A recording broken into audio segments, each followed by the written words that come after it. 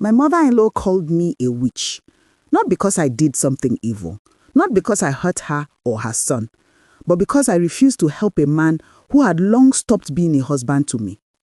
According to her, after all he had done for me, this was how I repaid him and their family. For the past 3 months, she's taken it upon herself to call me names, spread lies, and paint me as the one who tore her family apart. My ex-husband, his mother, and siblings have all ganged up to bully me into helping him out. Hello there. Welcome once again to another chilling story. If you are new here, I would really appreciate if you like, share, and subscribe to the channel. We post mind-blowing relationship stories every week that speak to pain, healing, and everything in between. Today's story, we're diving into the life of a mother, one who is being bullied by her ex-husband and in-laws, all because she refused to keep helping a man who abandoned her and their children. Let's begin. I admit he was very supportive during my university days and our early years of marriage.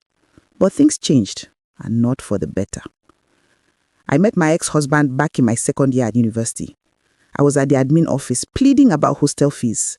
He overheard it, walked up to me and said casually, "I like you, let me pay."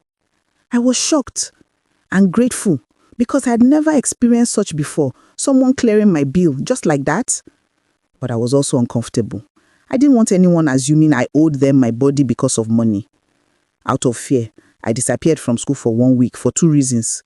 1, if he was looking for me, he would not find me. 2, I went to make back the money to pay him if he ever tried to harass me. I was a braider. I braided hair non-stop. That was how we survived back then. My mom was a widow and taught me and my siblings to work with our hands. Funny enough, I didn't see him again until the end of the semester at a soy milk joint.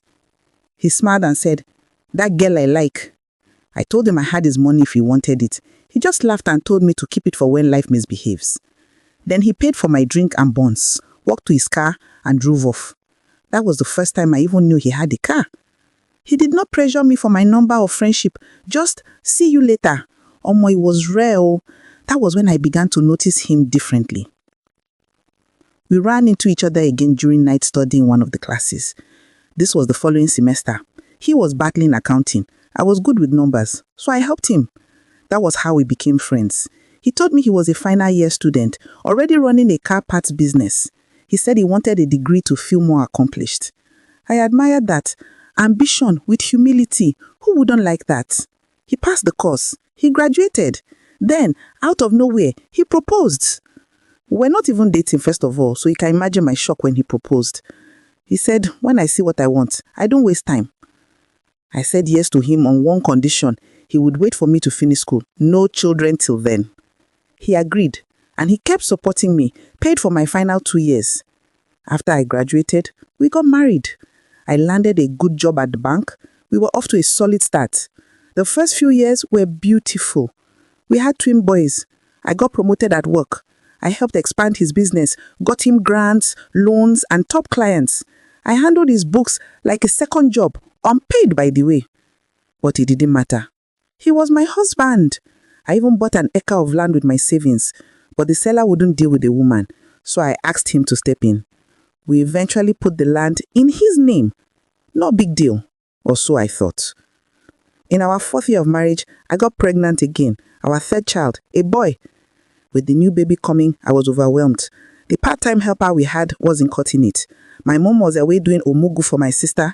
His mother, not around either. I asked for a full-time helper. He refused, said no one would stay with us. He told me to quit my job and stay home. I refused.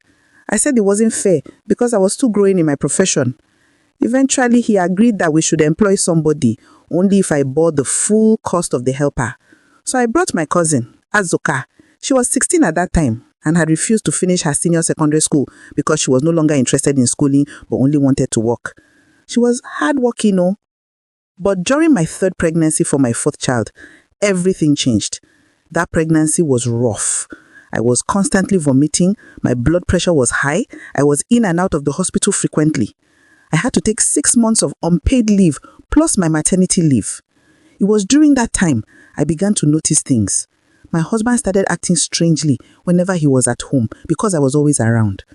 In fact, he started taking more trips and acting colder towards us. He would scold Azuka or the children at the slightest provocation. Then one day, he forgot one of his phones at home. Someone called. I picked. What I heard was, "Baby, I never see a lot, oh." My heart sank. This man was cheating on me. All his gra-gra and temper began to make sense. When I asked him about it and wasting our money on women, he simply corrected me that it was his investment, not ours, his money. That was the first time I felt excluded from everything we built. But still, he was no remorse for what he had said or done. The situation continued like that till the extent that I gave birth alone. A friend was the one who rushed me to the hospital. My brother had to inform my husband about it since he wasn't picking my calls. He eventually came late with excuses. I said nothing. My mom came for Mugu this time. She noticed my husband's behavior, but said nothing. One day, she looked at Dazuka and said, "This girl is pregnant." I didn't believe it. This girl denied it again and again until her father came. She finally confessed that she was pregnant with my husband. I wanted the ground to swallow me. We called the family meeting. His mother came, so did two of his brothers, my mom, my uncle, my siblings. I thought they would be ashamed of what their son and brother has done. They went. Instead, his brothers defended him. His mother said little. They argued that he's a man and such things happen. I left with my mom for 3 weeks to recover, to think, to survive. Meanwhile, he did not bother to check on me or the children those 3 weeks. When I finally returned, Azuka was back in the house. My mother-in-law was also around.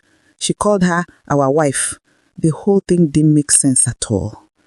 I asked Mama why she was acting that way towards me. She said I shouldn't call her Mama, that she doesn't know me, that I should leave her son before I killed him. Hey God. Like play. They meant everything no, because when my husband came to the house, he just walked past me and allowed his mother to treat me poorly. Sorry about that, guys. Let's continue. So I went inside and packed as much things as I needed, took the children, left. Later, I tried to return for other things, but the gate was locked. They screamed at me from inside, "Get out of my son's house!" I prayed, fasted, and cried like never before. Yet, it was bad news upon bad news.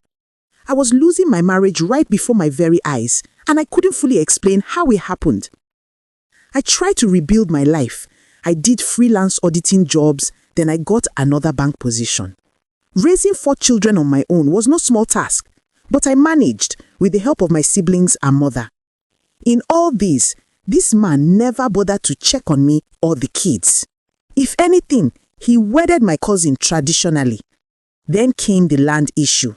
I asked him to change the name to mine. He refused, said it was his land. I had already started farming corn and cassava on it to make a little more money. One day, some men came, told us the land had been sold. I collapsed right there. I went to fight him, but he was bigger and stronger than me and held me down. Not long after, I got the final blow. He filed for divorce. I resisted. My brother said, "Sign it, move on." I did, but he agreed to give me full custody of the children as advised by my siblings. He agreed and from there disappeared from our lives. No calls, no visits, no support. Even when our children asked about their father, I cooked up whatever excuse I could to explain his absence. Eventually, my elder brother sponsored us to move to the US. It was a chance to start afresh. I worked hard, did odd jobs, found freelance gigs, and eventually got a decent job. This allowed me to build a house back home. Of course, thanks to my mom's supervision. We were okay. I am happily a single mother of 4 kids until he returned. First, I got an anonymous message on Facebook. Then again, but this time with his name and photo. Suddenly, he wanted to see his children. He accused me of kidnapping them after nearly 7 years of silence. My children are now teenagers and they remember everything. They actually want nothing to do with their father. But I won't tell him that. Because of the chaos they were causing for my mom and my family back home, we held a Zoom family meeting to squash whatever our grievances are. At some point, It became all about insults. His mother was there. She accused me of tearing the marriage apart and called me a witch. She said I drove myself out and ruined her son's life. I was livid, so I left the call. A few days after, I got a voice note from my mother-in-law still calling me all sorts of names. I replied, "Go and face your new daughter-in-law. Leave me and my children alone." So apparently, things have not been well with my ex and whatever he has going on.